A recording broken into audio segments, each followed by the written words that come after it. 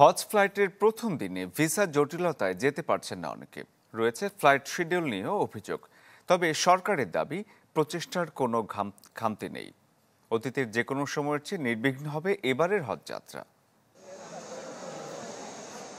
এবছর বাংলাদেশ থেকে হজে যাবেন ৮৭,১০০ জন, যার মধ্যে ৫,২০০ জন সরকারি মাধ্যমে এবং বাকি ৮১,৯০০ জন বেসরকারিভাবে হজে যাবেন।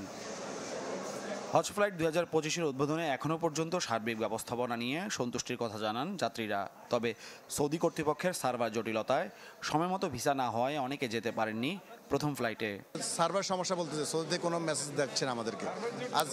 আজকে আমাদের দুজন যাত্রী ফেরত গেল, এই যে 2:15 ফ্লাইট। আমার নিবন্ধন হয়েছে, সব কিছু হয়েছে, যদি আমি ওইখানে আসি যদি না যাইতে পারি, এটা হচ্ছে আর কষ্ট কিছু নেই।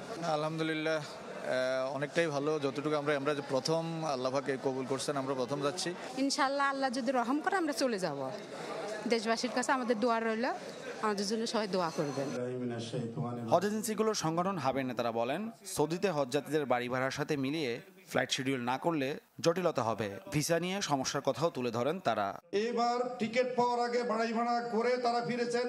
তাদের বাড়ি ভাড়ার সাথে সামঞ্জস্য না থাকাতে অতিরিক্ত 14টি স্লট যদি না নেওয়া যায়, হজ ফ্লাইটে বিশৃঙ্খলার আশঙ্কা রয়েছে। এই সিস্টেমের কারণে আমাদের কিন্তু ভিসা হচ্ছে না। আমরা নানানভাবে সৌদি আরবে অনেক চেষ্টা করেছি। প্রথম দিকে এবং শেষের দিকে যদি আমাদের শিডিউলগুলো দিয়ে দেয়, তাহলে আমাদের নির্বিঘ্নে হাজিগুলো চলে যেতে পারবে। নাহলে 4-5 হাজার হাজি এখানে থেকে যাওয়ার সম্ভাবনা আছে হজযাত্রীদের জন্য বিশেষভাবে।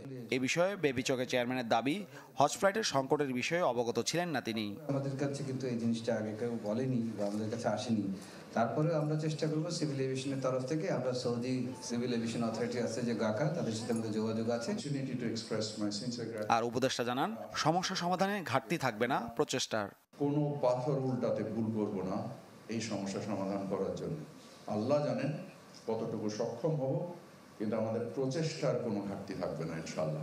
এবারের হজ অত্যন্ত নির্বিঘ্ন, সুন্দর, স্বচ্ছন্দ হবে।